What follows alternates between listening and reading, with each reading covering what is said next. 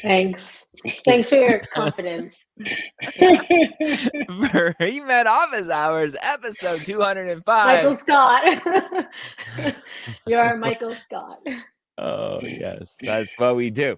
I'm going to click go live here on Instagram. So we're going to try our new streaming to Instagram as well. I'll monitor those questions that come in as well. It'll be fun. Awesome. Hello, friends. We are here streaming on YouTube, on Facebook, on Instagram for the next hour to answer your questions all about being a pre-med, applying to medical school, dating. We can talk about too if you need some help there. At least one of us can. I'm married, and yeah. Anyway, let's kick it off. My name, It's gonna be a fun hour. If you don't know, is Ryan Gray, the founder of Medical School HQ, Mapped. I am the host of the Premed Years podcast. I get to MC or host this awesome Premed Office Hours with you amazing people. And yeah, written some books, all that good stuff. I also get to introduce Reverend Dr. James Scott Wright, former director of admissions at UT Southwestern, retired executive director at TMDSAS. How you doing, Reverend Dr. Scott Wright? I'm doing very well. Thank you, Dr. Ryan Gray. I'm excited to be here and excited to answer all these questions from these excited, engaged, and totally thrilling students. Totally thrilling. Oh. Enthralled. They are enthralled. And last, but certainly not least, Dina Golini, former senior admissions officer at Stanford School of Medicine and assistant director of advising at Brown University's Warren Alpert Medical School. How you doing, Dina? Good. Yeah. How's the heat? Things are in Florida. It's hot. It's hot in Florida in the summer, hot. But it's just as hot in the Northeast, with the humidity. So for everybody who says, "Oh, you're in Florida in the summer," just as hot. Just as hot. Thank God for air conditioning. Just as hot. Just as hot. I learned recently, apparently air conditioners are only kind of made to keep the house temperature about 20 degrees colder than the outside temperature. It's like, yes, you're not supposed to keep struggled. it. Yes, it can't. It usually shouldn't go lower than 20 degrees less than what it is outside. Yeah. But then I think of Phoenix, and I'm like, well, that's 120, 130. That doesn't work. So yeah, you got to get those good air conditioners. But anyway, we're not here to talk about HVAC. That's our other channel. HVAC are us. Did you know we also are certified HVAC technicians? Just kidding. We are not. We're here to answer questions, your pre-med questions. And we have a ton already. So let's go ahead and jump in. Coco, how old is too old for med school recommendation letters? Scott, historically, we say here, ideally letters are dated the year that you apply. Dina, you and I don't think you were in the session that I was in. Case Western's assistant director of admissions said that same thing, right? If you're going to reapply, get new letters. Ideally, right? Perfect world. Yep. Scott, why is that? Well, if you don't have new letters, I think in the mind of the admissions committee members, it brings questions up, such as, does the student not know the professor anymore or the person? Are they crosswise with them so they can't get a new letter? Did they not like the person anymore? What's going on here that they can't get, a new support letter from this person? And you don't want the admissions committee wondering about things. You want everything to be answered and straightforward. You don't want to bring up question marks. You want to eliminate question marks from the process with regard to your application. So I think that's the chief reason. You just don't want them wondering about that. Yeah, the quick little one-liner that I came up with that I think really hits home is the letter of recommendation should be who you are, not who you were. And I think that's an easy way to go. Oh yeah, that makes sense. So yeah, I like that. You can like that too. Claim it as your own. Yeah, thanks. Patent pending. Trademark. Copyright 2024. Muhan says, is it acceptable having repeating themes across secondary essays? I want to know what themes mean, Dina, but repeating themes across secondary essays. Across essays for one particular school? Yeah, let's talk about one school, because obviously across different schools, I'm not sure that would matter, but yeah. It depends on the prompt. Number one, the most important thing is, are you addressing and answering the prompt? That is the most important thing to consider when answering secondary. I also think that it's valuable real estate. I say this all the time to the students I advise, like those character and word limits that you're given are valuable real estate for you to share your experiences and to share insight into who you are. So I would try, there's no school that has this like the same prompt for every question they give you. Usually they try to address something different, like a different competency or something different related to their mission. So I would try to discuss different things for each prompt to show a different side of you and your experiences. You don't want to bore readers. It's boring enough to read, trust me. You don't want to bore readers, and you don't want to be what I call the politician, right? Well, that's a great question, but now let me talk about what I want to talk about. And that's what you don't want to do that. That's what scares me about forcing themes, or what I'll say is like, don't force your narrative where it's not being asked. So be careful with that, Wuhan. Lots of secondary questions, which makes sense because it is that season, which reminds me, if you're looking for secondary help, go to medicalschoolhq.net and we will help you with your essay editing. So go check that out. Santiago de la Torre. If I am just now submitting secondaries, am I at a considerable disadvantage? At what point does submission time start to hurt your chances? Scott, it's only mid-July. It's only mid-July. So turning around secondaries now. Yeah, the key, Santiago, is not what time in the year it is. The key to me is when you got the secondary and you want to try to turn that around 2 to 3, maybe 4 weeks out at a max. If you're doing it 2 months later, that sends messages to the schools that you don't really care, you're not time managing properly. I mean, there's just a whole lot of question marks with that. So I'd say, optimally 2 to 3 weeks after you receive the secondary, submit it. So if you get it, you might get one today, and so then you have 2 or 3 weeks out. But I'd say that's optimal. Yeah. You guys are still in a good spot getting those secondaries now. Yeah. Keep going. The great John Cena joining us today. Hello, John Cena, who makes a cameo appearance in The Bear. I don't know if you guys watched The Bear. It's good. Love The show. Bear. Although the last couple episodes of season 3, I slept through them. They were so boring. But anyway, it's different. This season is different. That's sure. It's different. It's very emotional. That's and less of the anxiety of cooking. Has it been generally true in the past that submitting AMCAS in September has quick verification times? Everyone is so worried about verification times, Dina. And I have, in the last month or two, just tried to stop ignoring verification times because they are what they are. The only thing that you can control as a student is submit your application. AMCAS is going to do what they're going to do. How can we get people to just ignore verification times?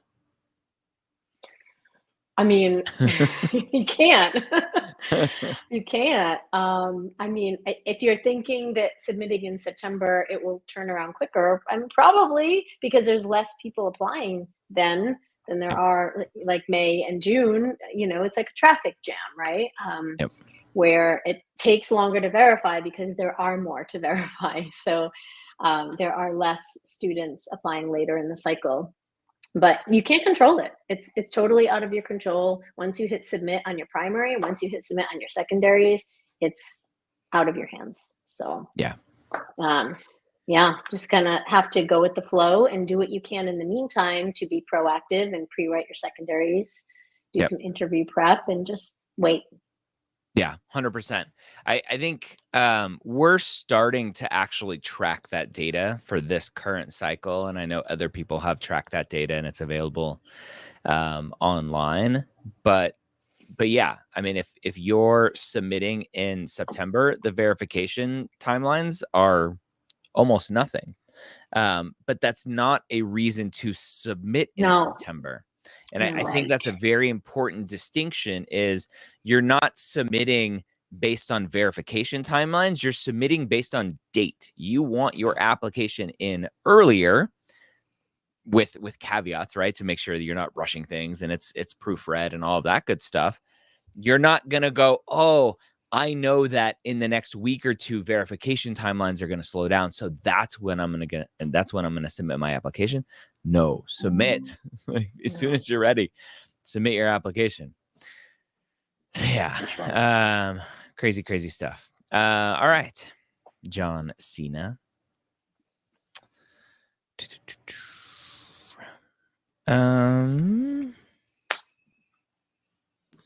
Got a couple questions that are like multiple, they're spanning multiple prompts. So I'm going to skip those ones. Try to be as succinct as possible with your questions and we'll try to get them in there. Rui,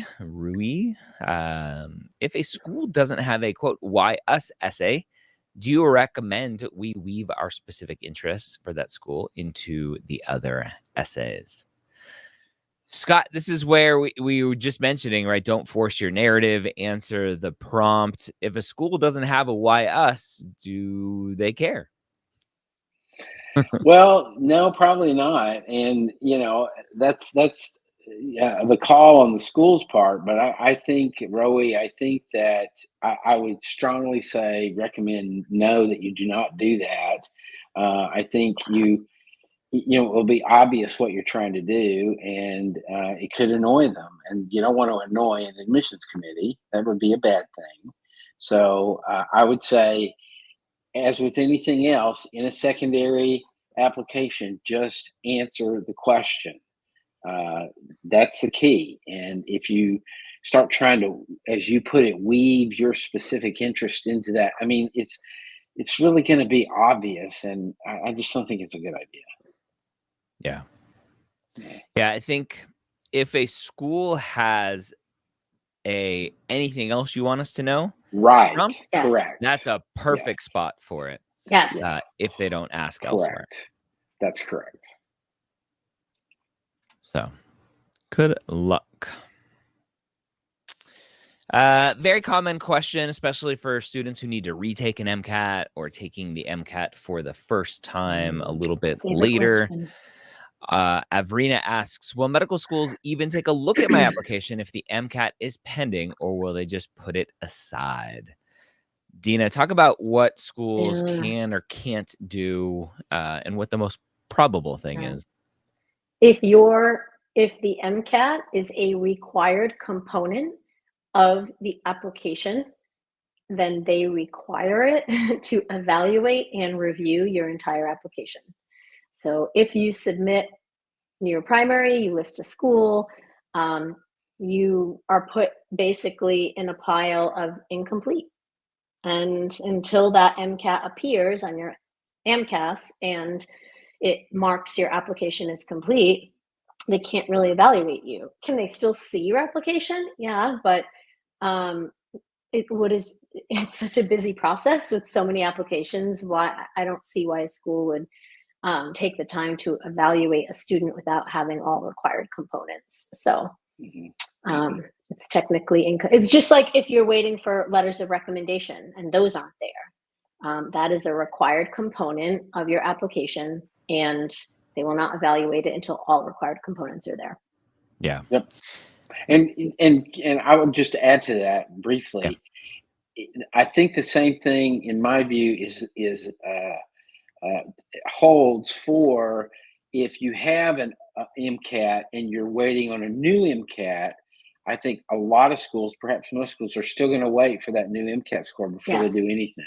They're not going to. They're not going to review you based on the old score and then re-review you. I mean, that's just redoing. This is extra work, so they're not going to do that. So they're going to wait. Potentially with one caveat, because I've seen it from some of these students. The students will get like a 516 and they're like, oh, I want a 525. And the school's like, you got a 516. Like, we'll still talk to you. We're going to read it. Yeah. Okay. Well, I mean, in that case, just random caveat there. But the one thing to keep in mind, though, Avrina, is you can still get secondaries from these schools with an MCAT pending. Right. Especially schools that don't screen for secondaries, which is most of them. So don't just sit back and put your feet up because you have an MCAT score that's pending. You're still going to get likely those secondary essays coming in. Scott, here's a specific one for you. Is a 503 MCAT too low for Texas MD schools? When is the latest I can retake for this cycle? Well, that's two questions, and what I would say is that the first question, there's not enough information for me to make a judgment about that. 503 is a low score, is somewhat low, and I think it will be problematic in many cases. However, I don't know anything about the rest of your application, and so it's really difficult to know what effect that might have on the review of your application and whether or not it might move forward. So I would say, it's low, and I would recommend you retake the exam, which leads to the second question, which is also, I would say the latest you would want to try to take it would be probably in sometime in August, perhaps early September, but that pushes everything so late that could be problematic. The Texas schools do not interview typically very far into the new year. Some of them will interview a little bit in January, but a lot of those interview dates are going to be filled up before they even get your the new MCAT. So, I think you got to retake the MCAT.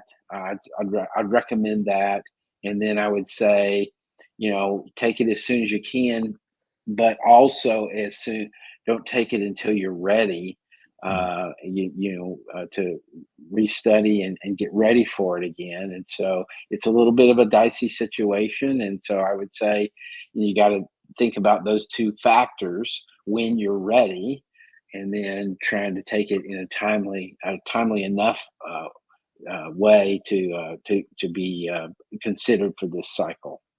Yeah. Just to play with some data here, this is available to look at. This is from TMDSAS. We can go, this is GPA. If we can go to test scores, just to kind of get an idea of who's scoring what and where, you can see that, let me go back here. The accepted students are around that 511.5 mark. And the 503 is kind of way down here. Only 61 students accepted from that number. So it is on the lower end of that bell curve. Yep. Not a what are my chances, but just some fun historical data there. Yep. Good luck. Dina, I want to talk a minute about what we saw.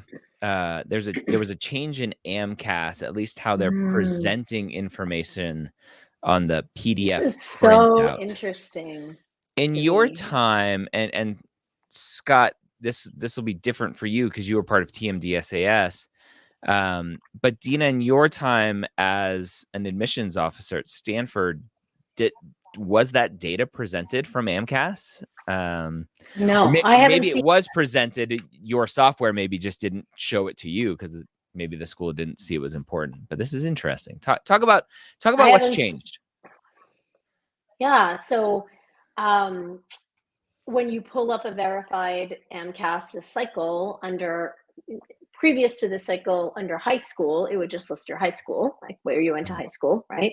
Yep. But now it populates a little box that has the demographics of the high school that you went to, which is super interesting for me because I'm a former high school guidance counselor.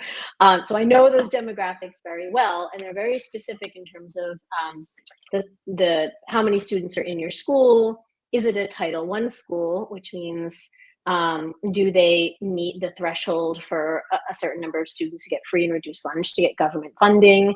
Meaning, is it an underserved school? Do they lack resources? Do they have a low matriculation rate to four-year colleges? So to see all that data now on AMCAS is very interesting to offer context into where, how you were educated, what opportunities you had as a high school student. Yeah, I was excited. No, I'll show this here. I blocked out the information. So this is what it looks like on that PDF now, is the high school location that I have blocked out there, the high school's ID number, public, private, kind of location, Title I status you mentioned. What's Title I status for those who don't know, including me? It means it's a low income school. It means like a certain percentage of the students meet like poverty line. Got it. Okay. So if you're deemed a Title I high school, you get a lot more funding. More funding from the government to support your students. Yes. Yeah. Yeah. Awesome. Okay. Yeah. So that's that information. And what do you think schools are going to do with this information? Again, assuming that schools actually get this information, because again, the way that the system works is the school's software has to be able to pull this specific data point and do something pull with it. Right, unless a school has the opportunity for readers to pull up the PDF of your AMCAS primary. I think number one, it offers context into like, wow, like in a high school that had like 90% free and reduced lunch, and like 10% of students went to a four-year college, you did. Mm-hmm. And that, like that just proves like that you're kind of a go-getter and you kind of beat the odds in a way. And maybe you didn't have as many resources. Like, did you not have any AP courses? Did you just not have the ability to take calculus in high school? Things like that. But on the flip side, what I thought of today was, there's a lot of students who say, oh, I went to an underserved school, or my high school is in, a really underserved area, but then that kind of verifies actually if it was. Yeah. So I think you have to really be careful in talking about, if you talk at all about your high school education or experience. Yeah.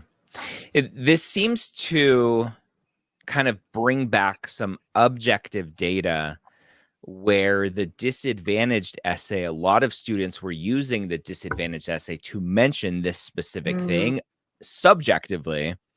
And now AMCAS is adding in again, the objective data. And Scott, correct me if I'm wrong, but I think TMDSAS has done something like this previously already. Is that correct or not? Correct. Yes, I think so. That's right. Yeah. So, and I would say also, I know with TMDSAS, I don't think AMCAS does this, but the TMDSAS asks questions like, what is the value of your home that you grew up in? What is your family income? How many people are in your family? What things like that. And it's interesting to me. We often, I would say occasionally, and not rare, to get an answer like, my home is worth less than $150,000. And I've had admissions committee members that Googled their home and looked at it online and said, there ain't no way that house is worth less than $150,000. Yeah.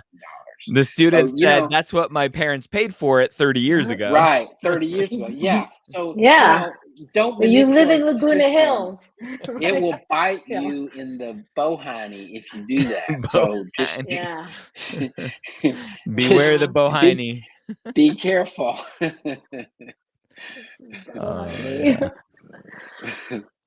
Love it. I'm going to show this one because I think this is a very common question that students ask that I don't think they should be asking. Bella B, any advice for learning what the schools are looking for in candidates beyond a mission statement / website so we can show alignment in secondaries? Dina, I was at a conference. They're looking for a man in finance. I'm sorry. I had to. Okay. Oh man, I'm looking for a guy who likes science. 3'5". Yeah, we got 5'10". Yes, 5'10". That's the pre-med anthem. We're gonna start that one out. Yeah. I was at a conference last year, Dina, talking to the dean of admissions at a school in Florida, and we were just talking candidly. It was there weren't any students or anyone else around. It was just the two of us. He goes, I can't stand when students ask me what we're looking for.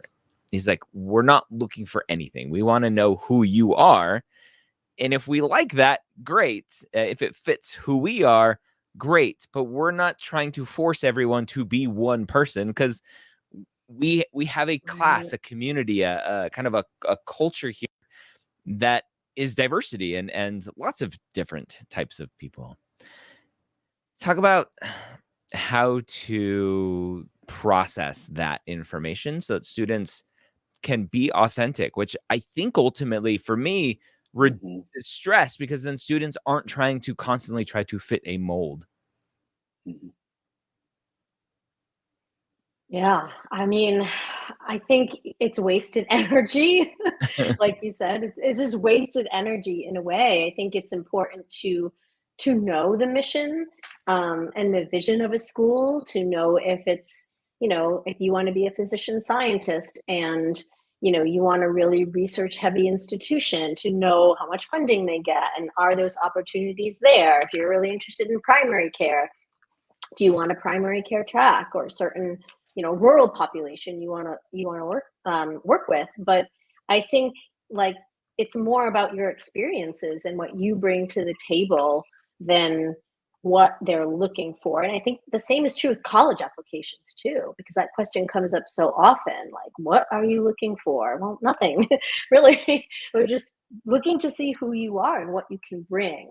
So I feel like there's only so much you can control throughout this process. And I think to some extent, researching the schools and knowing what they're all about and their class size and location and mission and curriculum, that you can control, but you can't control what schools are looking for when they're reading your application. That's just, yeah, I don't know.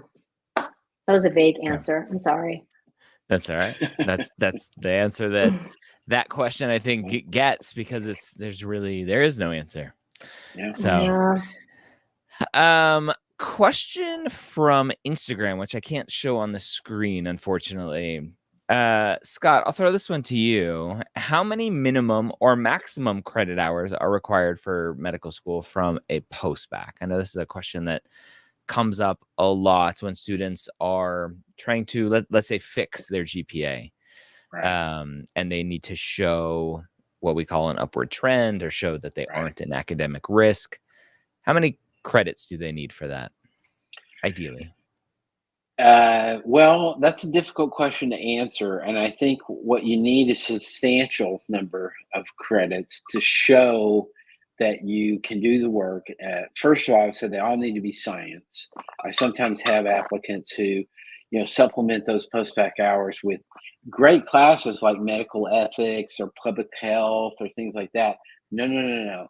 That's not what you want to do. Those are interesting classes, certainly relevant, but what they want to see is science, hard science courses. I would say focus on the biological sciences. Now, how many hours?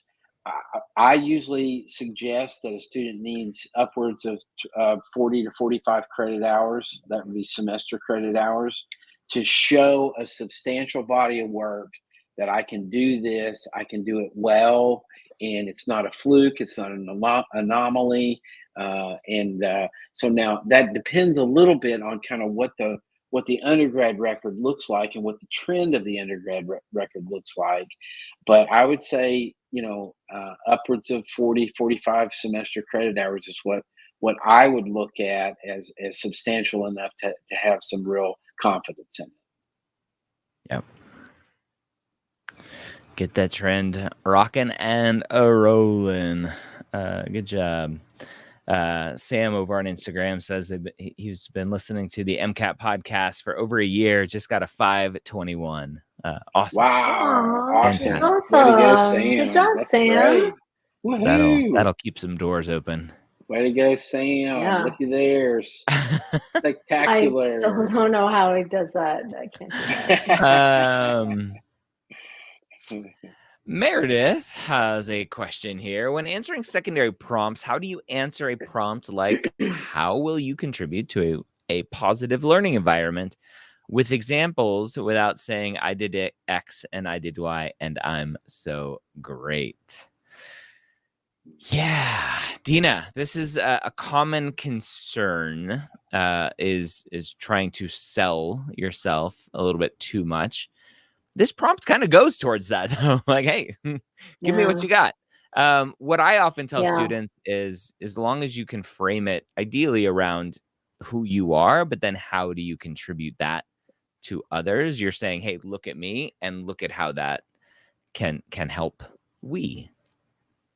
Yeah, I think for this, I would want evidence. I would want evidence of how you contributed to a positive learning environment in the past, right? Did you take on, mentoring in some of your science classes? Did you take on any collaboration? Think about the word positive and what does it mean? It means being supportive, right? Maybe being an advocate, maybe just being there for other people and not bringing people down, but lifting people up. So maybe giving an experience where that happened in your prior courses. But I think it's okay that you give an example here. I think you have to. Yeah. Yep. Here's an interesting and sad, I think, yes, question here. Jack, any advice for a reapplicant that was dismissed as a third-year DO student? I read that and I'm like, oh, that's going to be hard. Due to a terminated visa, I'm like, oh, okay. Back in the ballgame. What's going on? I now have a green card and no course failures. I mean, Jack, my advice is go back to the school that you were at, right? They've already had experience with you. If you don't have any course failures, you didn't have any other issues, say, hey, like, I'm back. How can I reintegrate back into the third-year class? That's, to me, Dina and Scott, I'll let either of you kind of talk about this. To me, that's the biggest thing, is reintegrating into a different school may be much harder than reintegrating into the same school. Yeah, the only other thing I would add to that is if that's not possible for whatever reason, if you can't go back to the school where you were dismissed from, which if you can't, that seems to me like a real tragedy for you, but also for the school. But if you can't do that, then I would say at the very least, see if you can get a letter from the dean of students of that school, a letter of support, explaining the situation and explaining, that you were a great student and that you did well and blah, blah, blah, whatever. So that when you do apply to other schools, that you can have that letter as a part of your application. And, that would be something that I think would be a positive for you. But I agree with Ryan that I think trying to go back to the same school would be the first option. Good luck.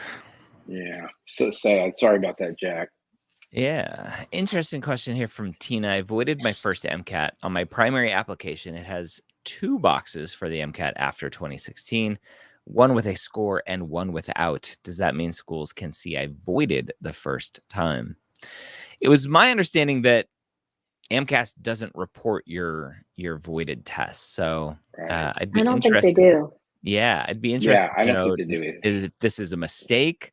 Is there a date, Tina, with that other box, or is it just kind of a weird formatting thing? But yeah, historically, AMCAS does not report voided tests to the medical schools. It's just it counts as a taken test, but med schools don't see that. Yeah. Good luck. And ultimately, I don't think med schools care. You avoided the test. Welcome to the club of imposter syndrome and fear and doubt and anxiety and the overthinking pre-med. Throw that one up there for good measure. All right. Here's an interesting student 08. I recently took the MCAT and got a 130 in chem bio sections, but a 125 in cars. Can I take the GRE general test and obtain a good score, hopefully, and send it through AdComs? Contact information in the MSAR to showcase it. Student 08 very concerned about that 125 in cars, with the assumption that the meaning being made is, oh, this person can't read or speak English. But those 130s, I think, would prove otherwise. Have no fear, student 08. Move on. Yeah. And med schools know absolutely zero about the GRE. They have no clue what that means or what it's about or how the scoring works or whatever. So sending a GRE score would be like, not meaningful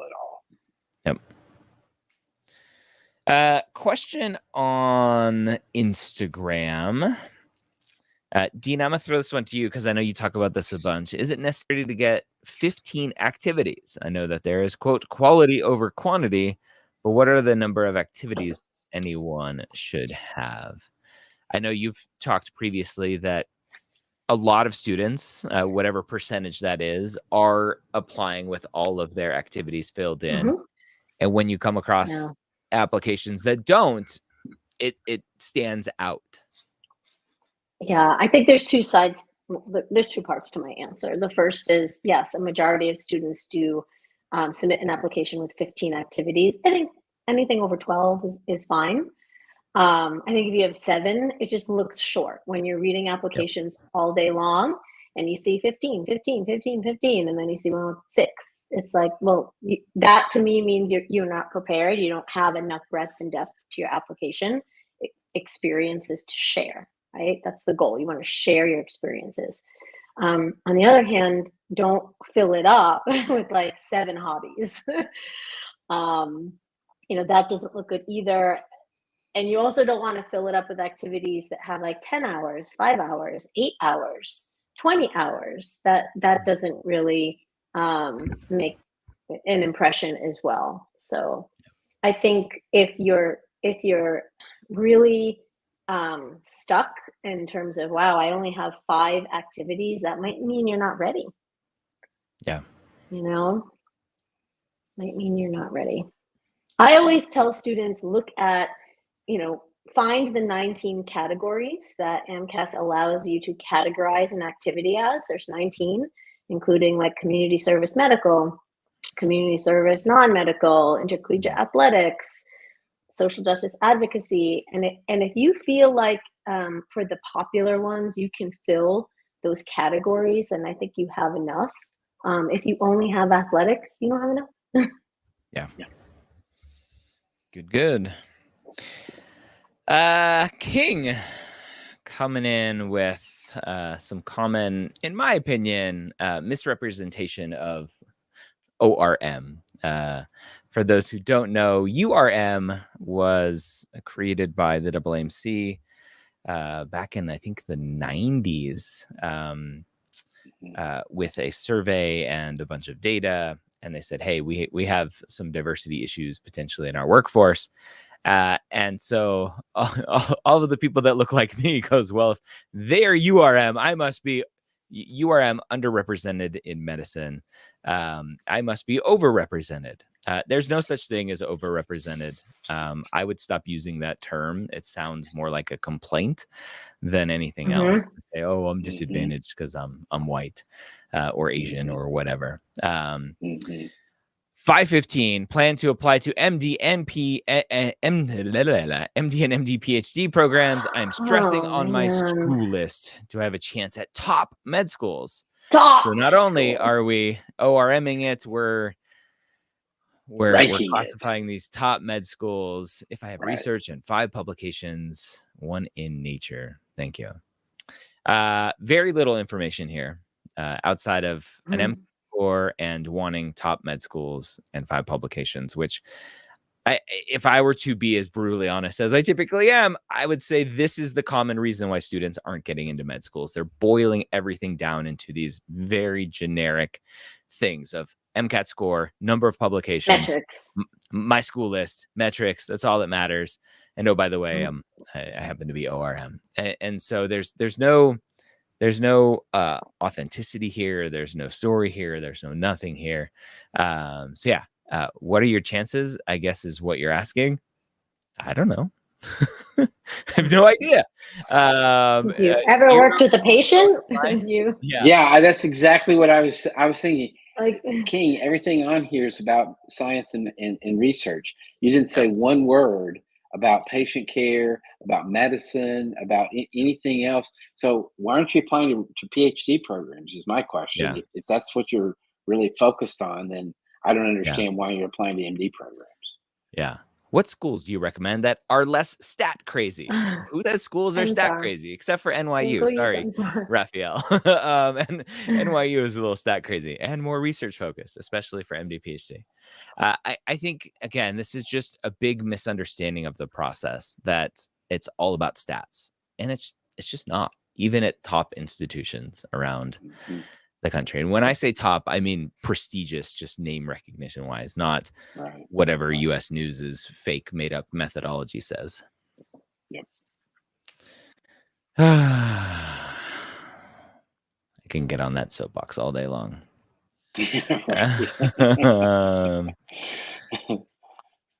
Let's see. I wish the Instagram comments came into this list that we see here. Does a pending MCAT cause a pre-secondary rejection at this time? Great. No, it does not. That wasn't the one I wanted to click on, but it scrolled right before I clicked. So anyway. Hi, team. I'm currently working on my do-it-yourself postbac, and I'm still a few years away from applying to med school. When is the optimal time to work on my primary essays? Good question. Dina, when do students that are applying start working with you with the application through Medical School HQ? Yeah, I would say if you're planning to apply, like let's say you applied this cycle in May. Many students started working on their writing in the fall, maybe late fall, into the winter. It's particularly with the personal statement. It's a lot of work.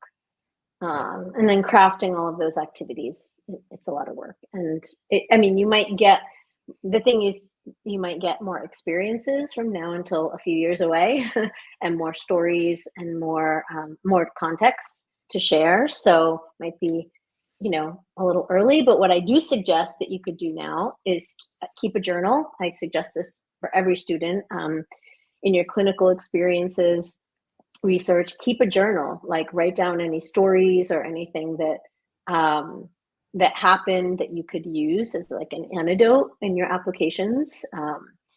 Maybe reflect on it a little bit so that way you don't forget and you can go back and think about it. And then any ideas that come up that you want to get across in your primary, just take notes, keep a little book, and that all adds up in the end. Yep. All right. Good question.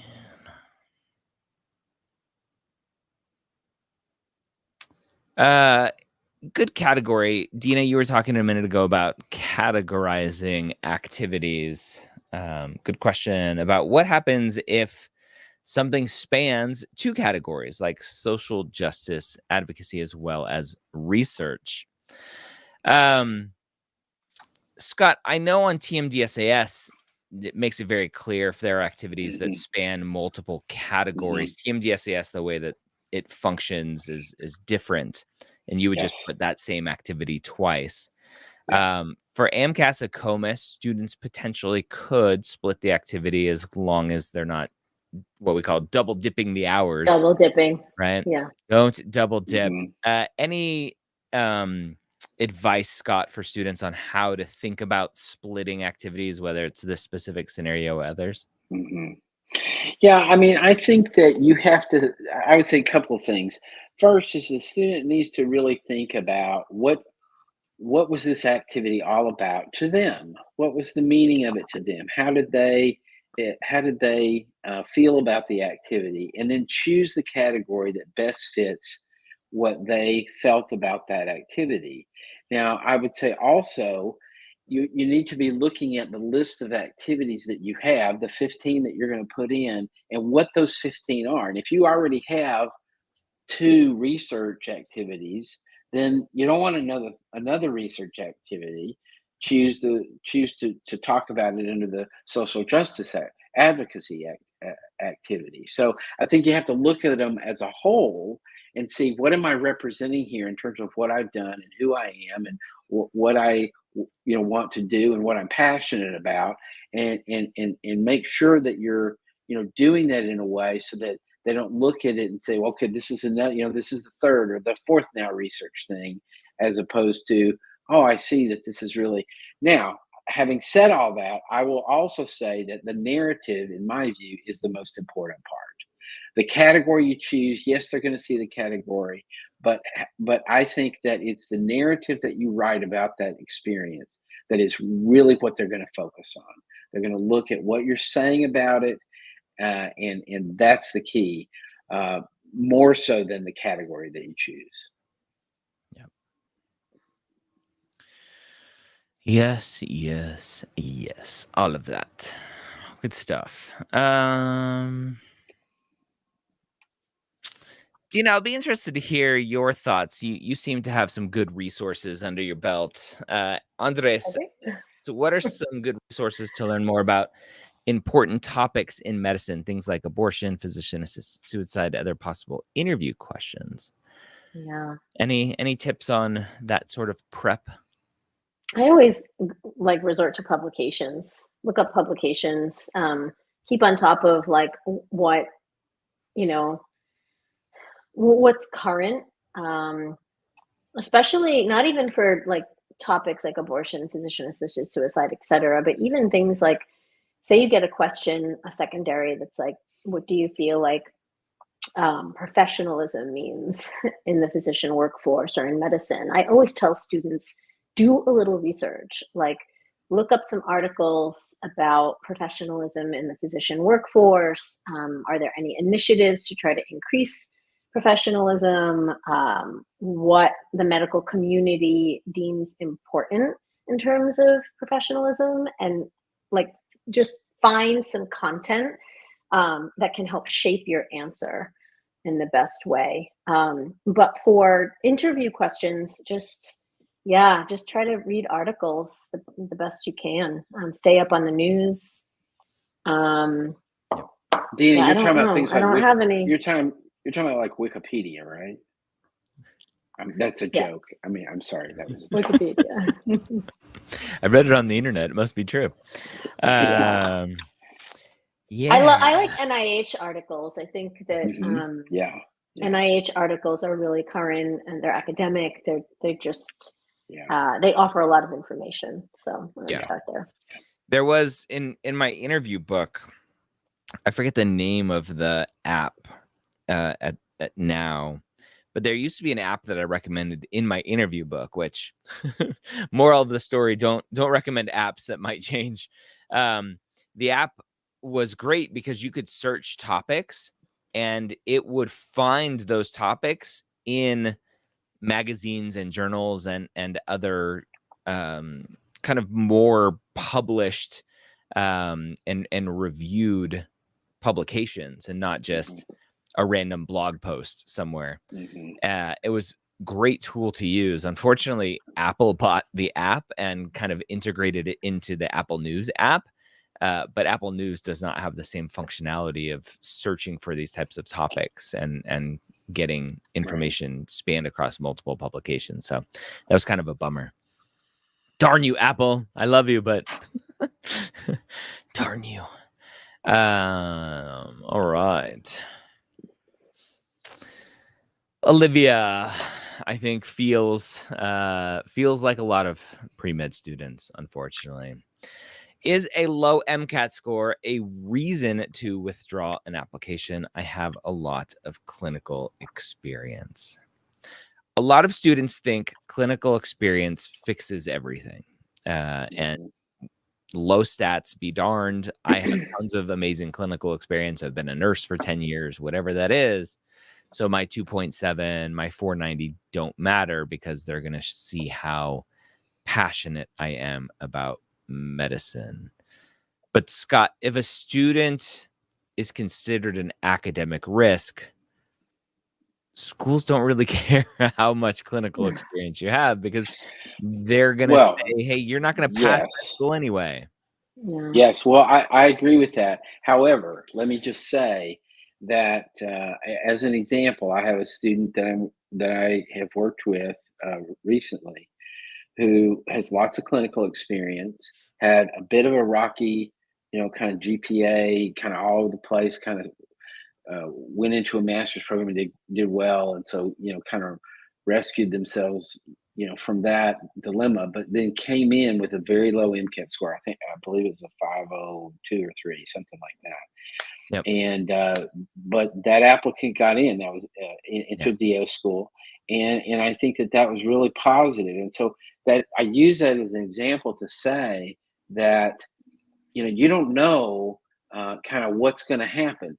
I am of the mind, and Olivia, you don't tell us what you mean by low score. We get a lot of people that say, "Well, I got a 508, and that's a low score," and that's not a low The score. 517, it's a low score. Yeah, right. Yep. And so I also don't know what your academic record looks like. So that's going to factor into everything. But what I would say, Olivia, for you is the only guarantee that I know of in this whole process is if you don't apply or if you withdraw your application, you're not going to get in. Yep. That's the only guarantee. So I would say if you've already applied, let it ride and see what happens. And you may be surprised by what occurs. I think this often gets rolled in with this misconception that reapplicants are somehow disadvantaged in the process, that they like throw them all in a pile and say, well, we'll do those later, maybe. And that's just not how it works. And and so I would say, Olivia, to to really think about this before you withdraw. And I think if you aren't worried about wasting the money that it takes to do the secondaries, and if you've got the time to do the secondaries, then it's worth a shot, depending on kind of the caveat being what that real MCAT score is and what the academic record looks like, and a lot of other things. Clinical experience is good and important, and absolutely I agree with that. However, the academics are really important as well. Yeah. Yes. And that's where I think just potentially a little critical thinking, common sense comes in, right? You mentioned 502. That's very different than a 490, I think, for yes, that's right. So that's right. Gonna depend. That's right. Brian coming in strong. The app was texture. Thank you for that blast from the past. Probably read the book. Probably read the book. Bella asks a very common question: can schools see your old applications if you are a reapplicant? Potentially. It's potentially in their database, but do they look at it? Depends. Yeah, probably. Do they have time? Do they have time? Yeah, right. That's the key. Yeah.